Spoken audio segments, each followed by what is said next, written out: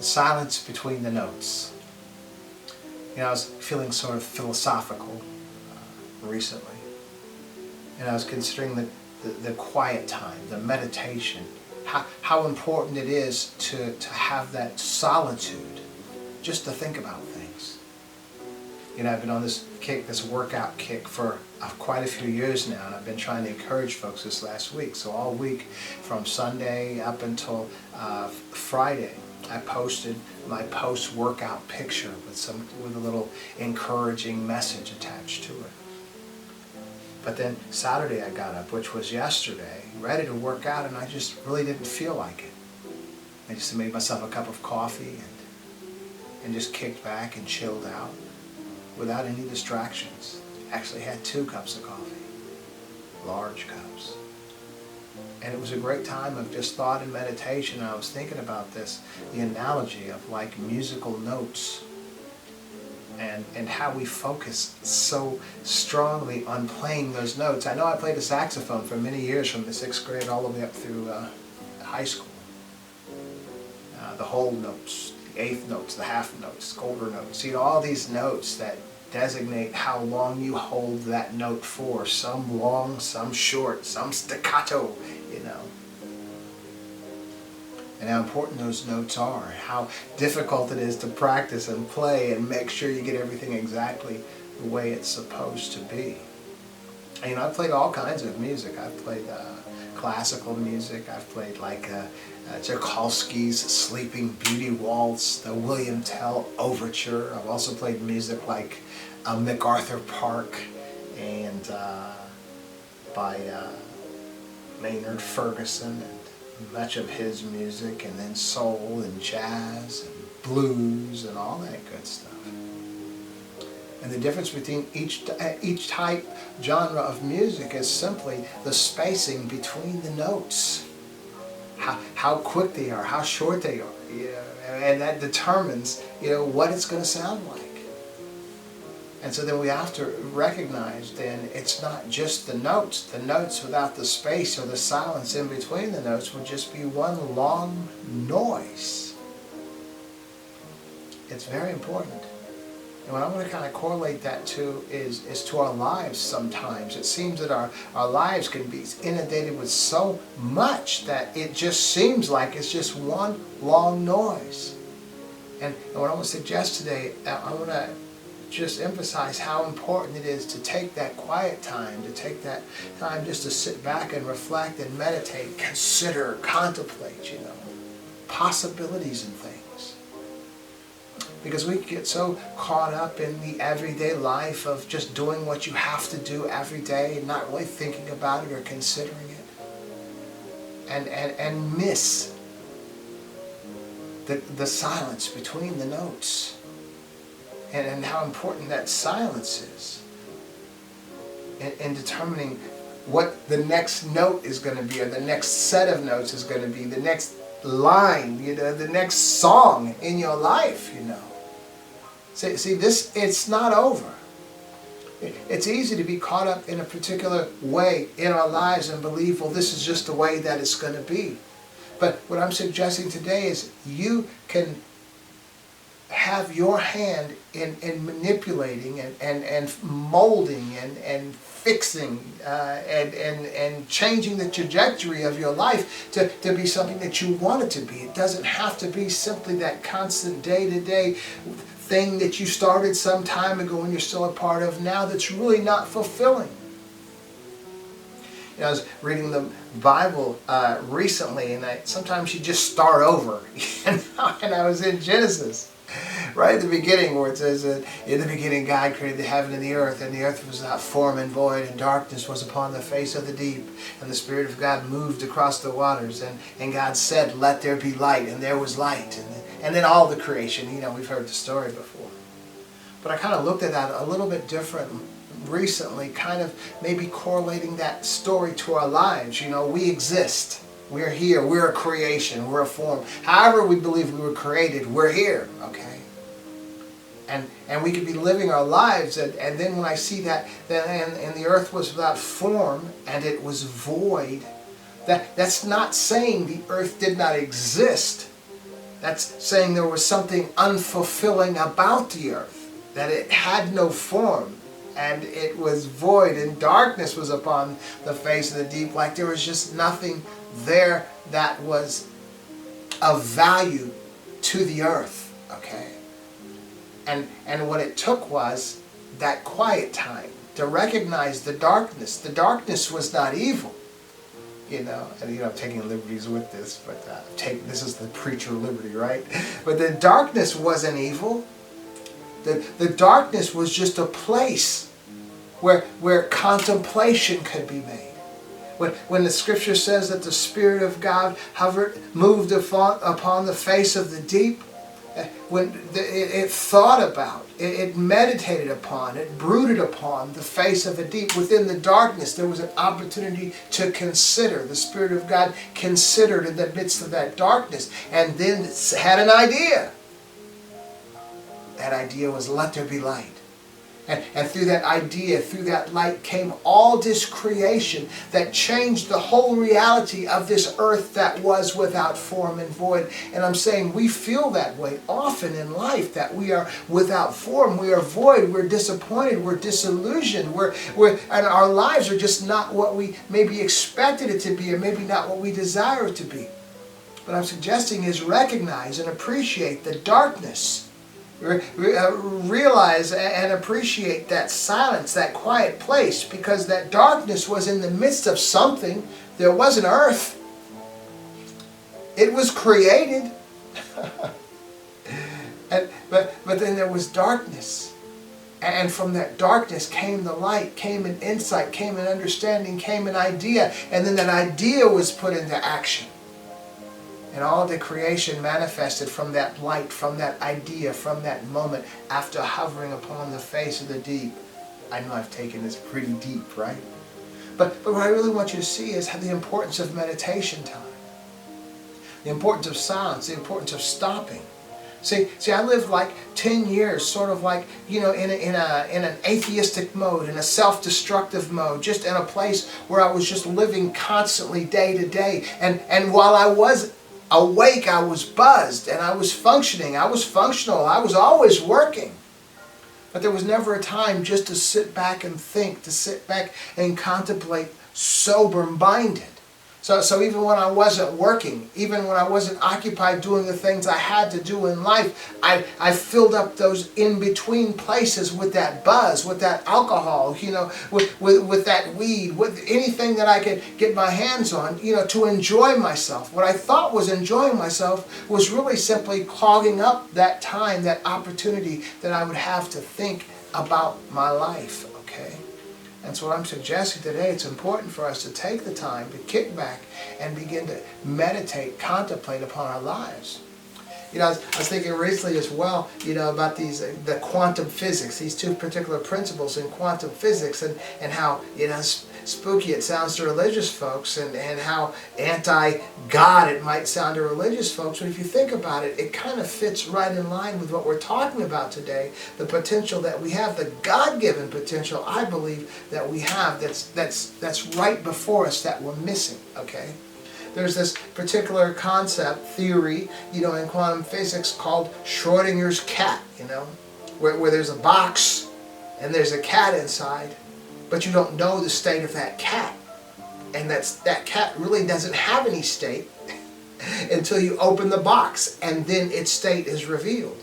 And some would believe, well, the cat is either alive or dead. That's initially how that concept is presented.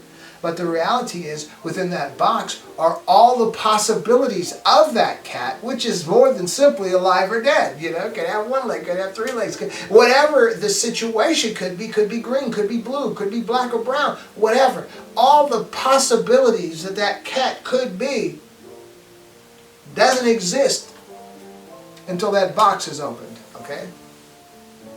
That's kind of hard to believe, and from a rational point of view, it's like ridiculous to believe. But that is the concept, that is the theory, okay? That this cat really doesn't have any attributes until you open the box. It's not that you just didn't know what the attributes were. It's that there were no attributes of this animal, okay? Now I want you to get the concept, whether it seems ridiculous or not. And there's this concept in quantum physics called the multiverse theory, okay? Where there's so many parallel universes out there. And we've seen some of the science fiction movies where they go somewhere, or in Star Trek, end up in a parallel universe and everybody's evil and all that kind of stuff. Well, they do believe that there are parallel universes out there. That some believe simply parallel universes, people that look just like us are simply living their own lives. And maybe they don't look like us. Maybe there's not my absolute duplicate there, but there's just another existence going on in a parallel universe that we simply don't have visibility of, because that's not a dimension we dwell in. As well, that parallel universe, that multiverse theory also can be like that Schrodinger's cat, in that that every possibility of your particular life, every decision, every choice that you could possibly make, each choice had a different outcome, and that outcome is alive and well and functioning in another universe, in a parallel universe, okay? And that is kind of, what I want to focus on today, both of these. First, recognizing, like the Schrodinger's cat, not so much in the strict way in which it's presented in that theory, but just to give you to understand that it ain't over yet for you.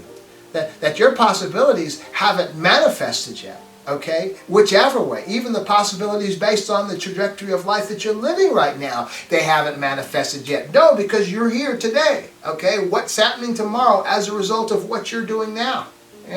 Who knows? So what I want to share with you is that you're not done.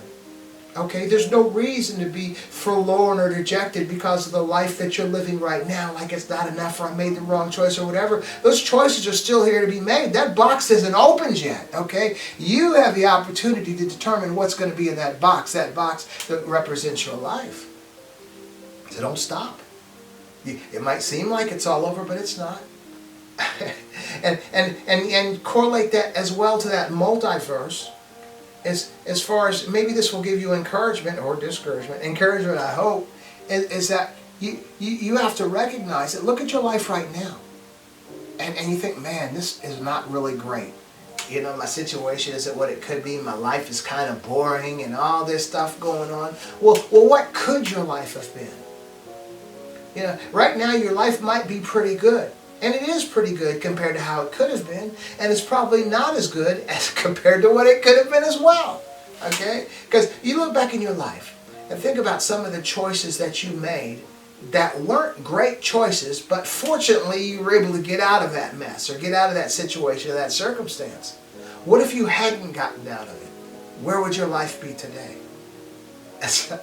I know there's certain things in my life I probably wouldn't even qualify for the life that I'm living today, based on some of the things that I had done then, if they had continued down that path that I was going, okay? And so recognize that. This right here is a message then of encouragement for you to recognize, instead of looking at your situation and realizing how dismal it might be, or how depressing it might be, or how boring it might be, recognize that it may very well be very much better than it could have been, or it could have ended up on multiple occasions, That's why I always take issue with folks, that are trying to talk to folks about the mistakes you made and look what you're doing, and trying to use themselves as that comparative, like this is what it looks like when you make the right moves. And they know good and well the situations they were involved in when they were younger. That they know good and well some of the situations they got out of, not because of their own intellect, but it was just fortunate that it worked out for them. That maybe their mama was praying for them. I don't know. But we could sit back on the other side of this thing and act like we've always had it all together, and we know good and well we didn't. There are opportunities we've had, and even paths that we took that could have turned out to be a lot worse before we got off that path. Okay? And that's one. Secondly is, how many things did not happen to you that you're just not aware of? Like if you just happened to turn left instead of right that day, you don't know. So appreciate that you're in a position today that you could even contemplate on it, that you could even be discouraged even about your life. Because what I'm suggesting to you, the discouragement, I think we take that discouragement and we it doesn't work for us. Sometimes it just sidelines us. Sometimes we just think back and we mope and we're just depressed about it and it's not really constructive to us. But if you could take that discouragement and maybe turn it into a motivation in order to move you to begin to change the next part of your life, okay? So recognize that Schrodinger's cat box, it hasn't been opened yet. Yeah, your future is in there. And what I'm suggesting to you, kind of different than that theory, is that you have the opportunity to make your life pretty much whatever you want it to be. But still, in the end, in the long run, you still don't really know how exactly it's going to turn out. But you have the ability to make sure that it's going in a positive direction, and you can make it way better than it was. Look, don't listen to people around you. Because people around you are not going to encourage you. You might have an idea. You might have that quiet time. You might have been sitting there between the notes, listening, or in that darkness, considering, contemplating the possibilities and all, and come up with ideas. And people look at you like you're crazy. People won't encourage you. Man, I remember when I was going to go for my associate degree, and I've been a mailman for 15 years, and so I was going to go to night school. And I was telling some people at work, and there was a guy, "You're never going to make it. Tell me I'm never going to make it." I made it. Associate degree. I kept going. Bachelor's degree. I kept going. My MBA. It took me 10 years. I was 50 when I started. I was 60 when I finished. But still, if I hadn't started it, I would have never gotten there. Okay? My scuba certification. I'm scuba certified. 63 years old. Well, 2 days before I turned 63. Who would have thought that?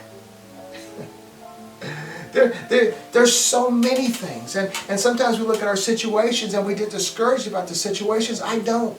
Whatever the situation you're facing, always be in contemplation. Always be thinking about how to make it better. Or not even necessarily making it better, but just making the best of the situation that you're in. And that, in turn, is going to make it better.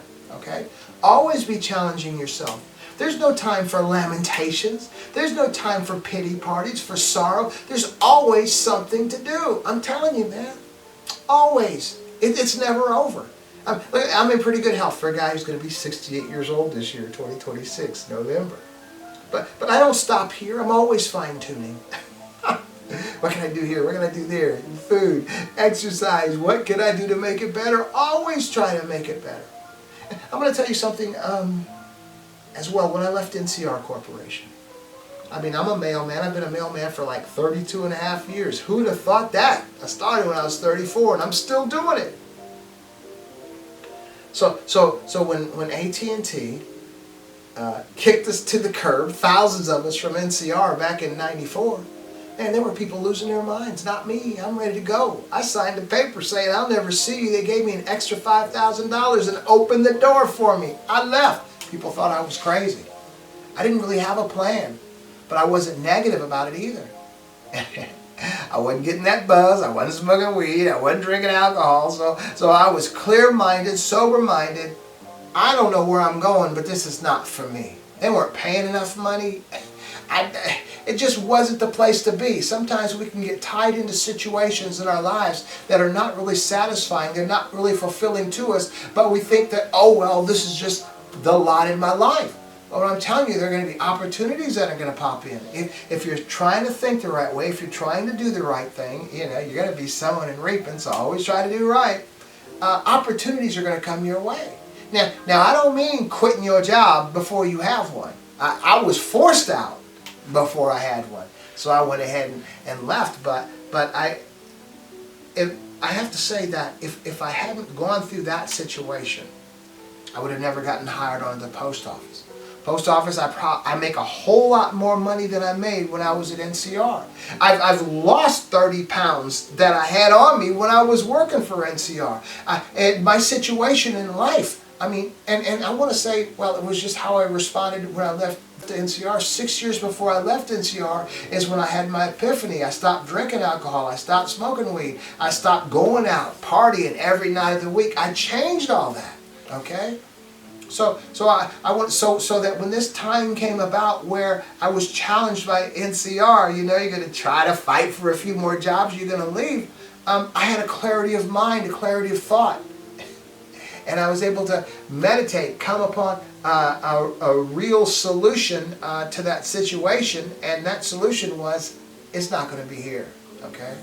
And so I want to say, so I want to tie all that into the decisions I made early on that opened the doors for me, that got me to the place where I'm at today.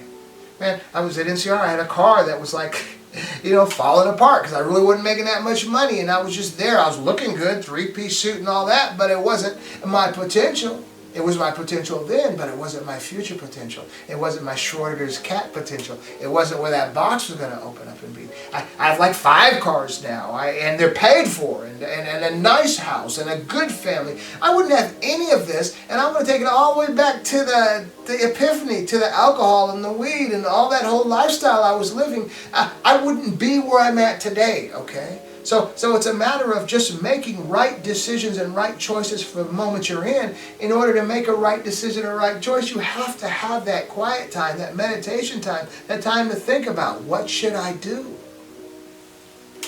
Is this what I want? Is the future that I desire to have going to be built on this that I'm living right here? Is this possible? Or am I just surviving day to day? We don't want to do that. We want to find out and figure out what's going to benefit me later and the choices that need to be made. And I'm just suggesting, I guess in a nutshell, you need that quiet time. And I think the biggest part, the most influential part that moved me to even have quiet time, or to recognize the quiet time, to make the quiet time, was my environment had changed. Because so many of us have our environments built upon this hectic life, built upon the life that we've lived, built upon the life that we think is okay, but it's not really fulfilling. We have to change that environment. And that's only going to come through meditation. I'm telling you now. I can tell you what to do this, do that, do this. This is just for me. What I'm telling you, your solution is in that time between the notes, in the quiet time. You have to stop. You have to take the time, you have to listen, you have to look at your situation and really try to figure out what it is that I need to be doing. And the first step is, what do I need not to be doing, okay? And that's your environment. But I'm a firm believer in that your environments, throughout your existence, okay? Let's go back to your conception, of you, your mother, and that reality, the sperm and the egg, right? The environment for the growth of that was already there, okay? And so the egg and the zygote, came and grew, whatever. But the environment was there for it.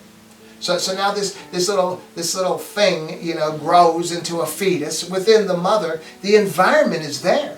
The environment is even being prepared while the zygote is growing. The environment was there for the zygote, but now as the zygote is beginning to evolve, the mother is beginning to change. So the environment for the fetus is adjusting. And what I want to suggest to you, in every stage of existence of your life, the environment was waiting for you to arrive, okay? When things came naturally.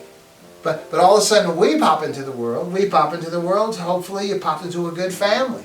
That environment was waiting for you when you showed up. The baby bed was probably there. All these little things in the room, hanging mobiles, hanging on the walls and ceilings and things. Those were there before you got there. The environment was prepared for you. You get ready to go to school, kindergarten and all. You show up, man, the room's made, stuff stuck to the walls, little chairs, whatever you needed in there. The environment was there waiting for you when you got there. And all throughout your matriculation, all throughout school, in every grade, you walk into your homeroom class, boom, it's there. You go to college, it's there. What I'm suggesting, and then we leave college and we get a job, and then we stop preparing for the future us. We don't recognize that what was happening naturally for us is now our responsibility to create. So what I'm suggesting then in a nutshell is that whatever type life you desire, whatever it is you want for your future, the environment that you create has to be beyond what you are today. Because what you are today is the environment that you're living in. What I'm suggesting is for your environment to change, you need to create an environment conducive to the individual that you wish to be, okay? And that's what my environment had to. I could no longer have alcohol cabinets full. Could no longer have the cigarettes or all the stuff that I was doing that was destructive, because that was not the individual that I was destined to be, the individual that I wanted to be. Okay, I had to change that environment. And we must do that. If you want your situation to change, your subconscious is going to buy into the environment that you create. This is the way you can trick your subconscious. Because your subconscious is functioning in another realm outside of your conscious thought. You think these ideas are yours? You think the destructive lifestyle that you've been living is yours? You think all the mistakes that you've made, the situations that you've created that are not... Look, Maslow said that our most basic trait is to survive, yet we've been doing all these things that are anti-survival. Why do you think that is? Because your subconscious has been buying into an environment that is not conducive to your success, to your well-being, to you being fine in life. And so what I'm suggesting now is we can consciously determine what kind of life we'd like to live. We're still being led by our subconscious, but we can consciously think about it. And then we can consciously begin to adjust our environment that our subconscious is going to subsequently buy into. Okay? That's how you can trick your subconscious into working for you instead of working against you. Okay? Very important. And this goes through in life. Whatever you want to attain in life, whatever you want to achieve, remove from your environment those things that will prevent you from attaining that, man. For real. Like if I decided, alcohol is a terrible thing and it's ruined my life, it's messed me up, it's messed up my jobs, my relationships and all this, I think I'm going to stop drinking, okay? But I'm going to keep my alcohol cabinets full. That ain't going to work, It's not. Because your environment must reflect the individual that you desire to be, because your subconscious, not your conscious, your subconscious is buying into that environment. Okay? It's very important. And what I'm telling you this never changes. This doesn't change. But even now, at my age, I'm still working on it, man. I'm trying to fine-tune. I got my 50-year reunion coming up, high school reunion, this year in October 2026. So guess what I'm working on? This gut. I'm in pretty good health for a guy my age, and my gut isn't that bad, but man, I'm fine-tuning. It works. You have to make that determination and begin to change your environment. So you know what I love to eat? I love bread. Now I try to buy the healthy bread, the kind of all them seeds and chunks in there and all that, the healthy bread. But still, it's bread. But I love bread. And I try to have a couple slices when I come home from work every day. But guess what I stopped having to buy? I stopped buying bread. I don't have bread in the house now, because it's not conducive to the individual that I want to become. So I have to change my environment. No more bread in the house. That's where I'm at. And begin to put things in the house that are conducive to creating me the person that I want to be in the future for October. I mean, it never fails. And let me tell you why it's so important. Not just for you, because you can look at me and say, gosh, man, I'll be 68 years old this year. It's too late. It's over for me. But no, it isn't. My kids are watching. And my kids are like older. 41, 37, 21. My kids are older. But they're still looking.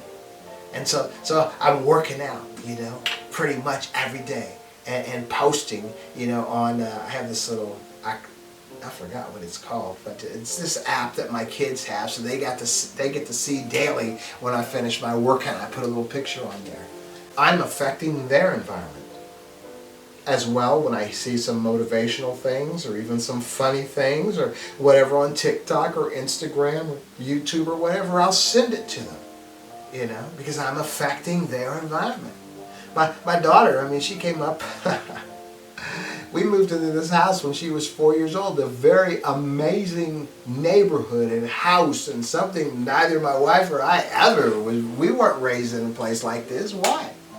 Because this is the environment I wanted my daughter growing up in, and so I'm affecting her subconscious. This, to us, is an amazing place to live. To her, this is just where I live. This is normal for her. So this is what we have created for her subconscious to buy into, to understand who she is. Okay, as far as church, we're in church. I've always functioned in some kind of ministry, outreach ministry. I've been on TV dealing with folks. My wife has always been involved in the church. She's also got a preschool. And so we're always doing positive things in the community, and this is what my kids have grown up seeing. So this is the environment we created for them. And my daughter in a private school. Neither one of my last two children have ever experienced public school. My daughter was in the best private school in this region from the 3rd grade up until she graduated high school. That's who she is. Her classmates were like parents, doctors and engineers and lawyers and all that good stuff. Why? Because this is who she is. Because we created an environment that her subconscious would buy into, and basically that's who she is. And so I'm just suggesting today is that it's very important for us to make sure that we are challenging ourselves. You know what I'm doing right now? This is kind of crazy. I got my daughter calling me 6P, okay? 6-pack. Now this doesn't look like a 6-pack right here, but 6-pack. That's what I'm working on. Now I probably, to be honest with you, I'm not going to have a 6-pack, especially by October. But it's beyond me, and so as I'm striving for that, whatever I attain is going to be better than I am now. Okay, this is how we must be in life. I'm telling you that the only limitation we have is limitations that we place on ourselves because we don't believe that we can do any better. And I'm telling you, you can. Take the time, take that space between the notes. The notes are the excitement of your life, the goings on in your life, all the things that you're about. You know, take that space in between, that quiet time, that meditative time, that contemplative time. Consider the possibilities. Yeah, well, when you open that cat Schrodinger's box, when you open that box with that, what do you want your life to look like? When you talk about the multiverse, you know, what do you want your particular universe to look like? It all has to do with the choices that you make. And the best time to make those choices is in that quiet time. And recognize that whatever choice you make, you're going to have to create your environment around you to actually reflect that choice, even though that's not where you're at yet. You know, there's a biblical verse that says faith is the evidence of things not seen, okay? So simply by believing it, this is what I want. Create the environment for what I want, even though that's not what I am yet, and you will be. You'll begin seeing yourself as that. You'll begin doing things to bring that to fruition. But the first thing is you have to picture that. You picture that in the quiet time, in the silence, or as in Genesis called, in the darkness. And think, meditate upon that darkness. And that idea, that light will come on. And you could run with it, man. And now with AI at your fingertips, you can just go into AI now and say, AI, this is what I want to do. This is what I want to be. You know, this is how I want my life to change. What do I need to do to make it happen? And step by step, what you have to do. And then just follow it through. You know, I want to close with this. There are a lot of folks that are discouraged simply because maybe they went to college after high school. And they believe now that they took the wrong courses because they can't find a good job with a bachelor's degree in psychology or a bachelor's degree in sociology. And you know what? That's probably true. But you know, and I saw somebody on TikTok the other day ragging on folks, you know, that have these worthless degrees, they called it. No, they're not worthless. If you have one of these degrees and you're struggling because you can't find employment, you know, and you thought you should after spending 4 or 5 years in college, you're just looking at it the wrong way. I'm going to give you the answer right now.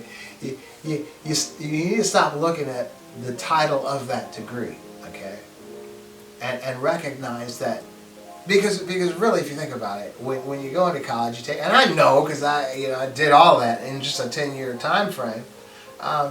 Most of the stuff you learned in those classes, you're not going to remember, right?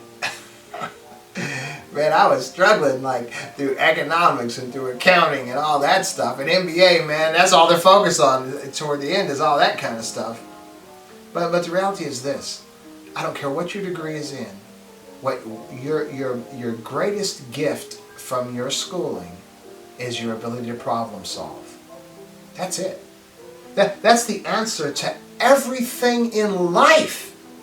No matter what you're facing in you, in your life, in your health, in your success, in your jobs, in your family, relationships, everything in life has to do with your ability to problem solve. And now you're an expert. You're an expert at problem solving and you don't even realize it.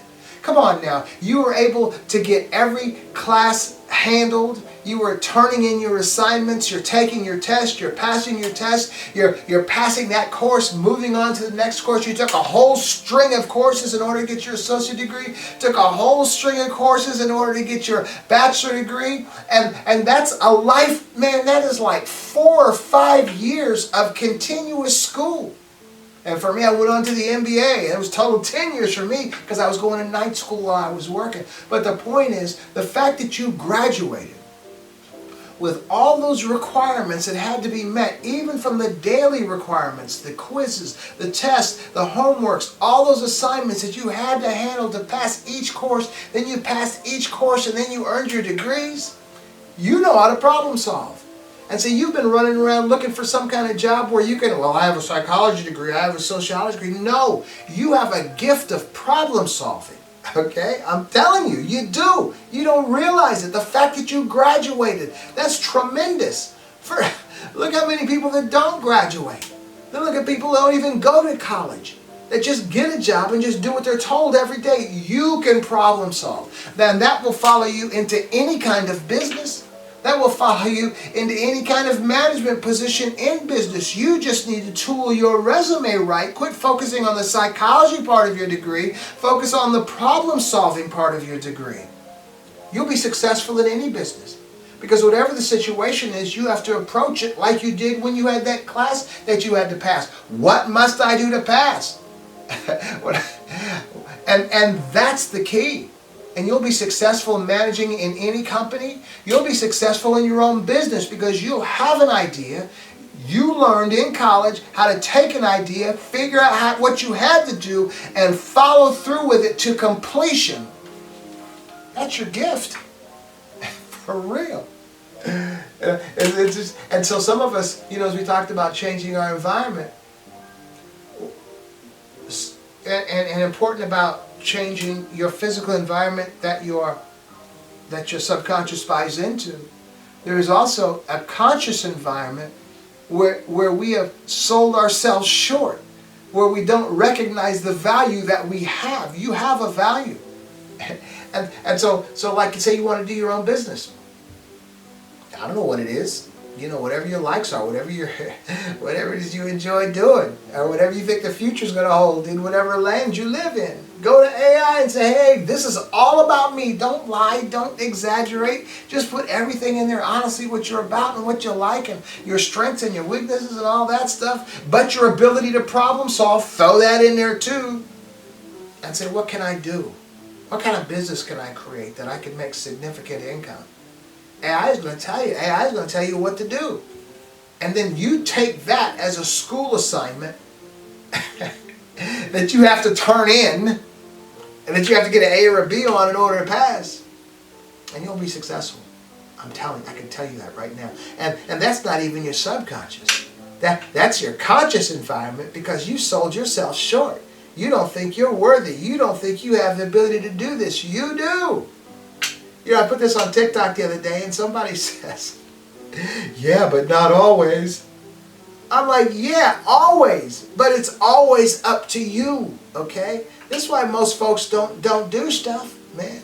I had this guy come up to me at work and he has a high school diploma. He's a Navy veteran. I'm an Air Force veteran. And he said, I know you have degrees and everything, but, I could have gotten a degree if I wanted to.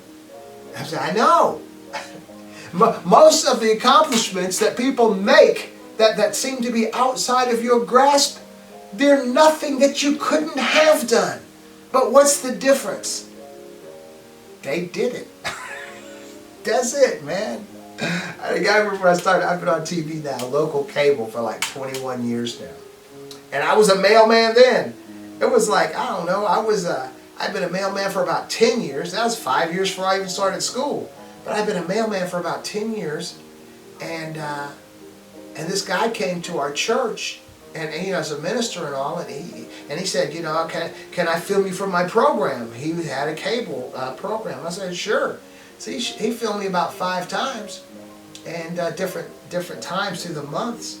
And then I had this idea, something I wanted to speak on. I called him, hey, can you film me for this? He said, you know, you just need to get your own program. I don't know if he was tired. He's the one who started it. I didn't know. So I said, okay, well, how do I do that? He said, just go on down to the TV station, and they'll tell you. I went to the TV station. They had a week-long course that I had to take. And after that, I've been on TV for 21 years straight, okay? And so I heard one of my friends at the job, when I was had been a mailman early on, like 10 years into it, I guess they were talking about me when I wasn't at work that day. And one of the guys said, who was a friend of mine, he said, well, yeah, somebody was talking about me being on TV, I guess. And he said, well, anybody can be on TV. And he's right. But everybody's not on TV. Why? Because they don't do what it takes to get there. And that's all I'm telling you is that we are in positions of lack. We are in positions of not filling or being fulfilled because we haven't taken the time to figure out how to become fulfilled. That fulfillment is out there. It's not over. It's not a done deal for you. But you just have to do what it takes. And you know, it doesn't take much. Let me give you a real quick analogy. I know I've talked your ear off. But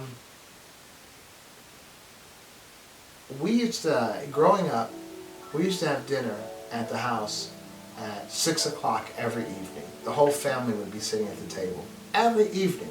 Monday through Sunday. Every day of the week at 6 o'clock you knew we were all going to be sitting at that table.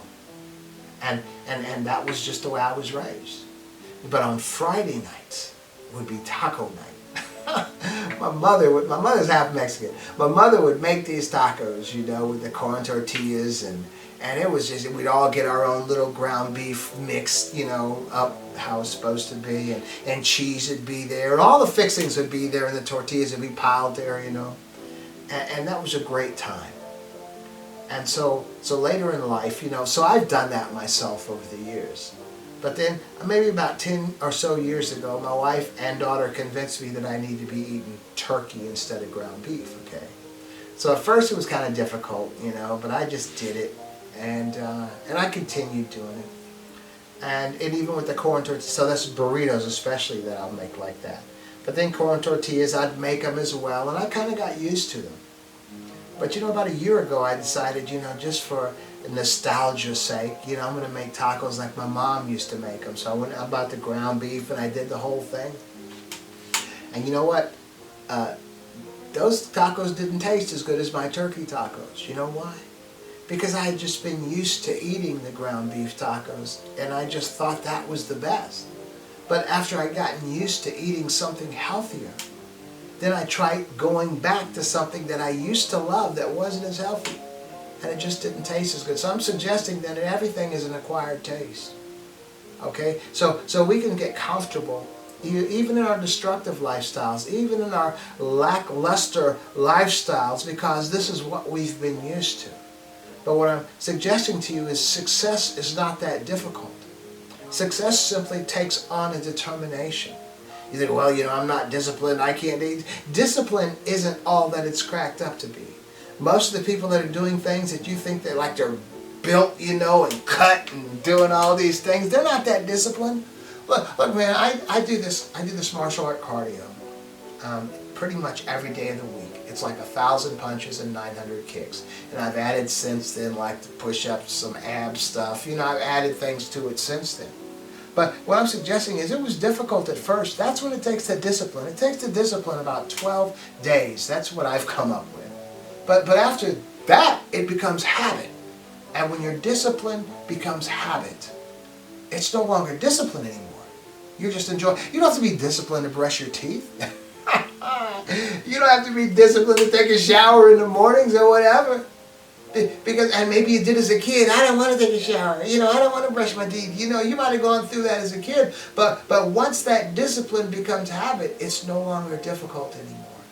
And you may find in the long run, like I did with that turkey versus the ground beef, that you like this a lot better than you like that. And I guarantee you, you're going to love health better than you love sickliness, okay? You're going to love strength better than you're going to love weaknesses. You're going to love success better than you love the lack of success. You're going to love money, more money, better than you would less. I'm telling you.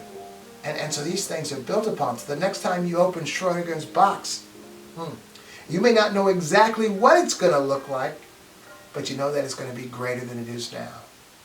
And that multiverse, make sure of all the universes there are, of all the parallel universes there are, based on the choices that you've made in life, make sure that the one you are living is the best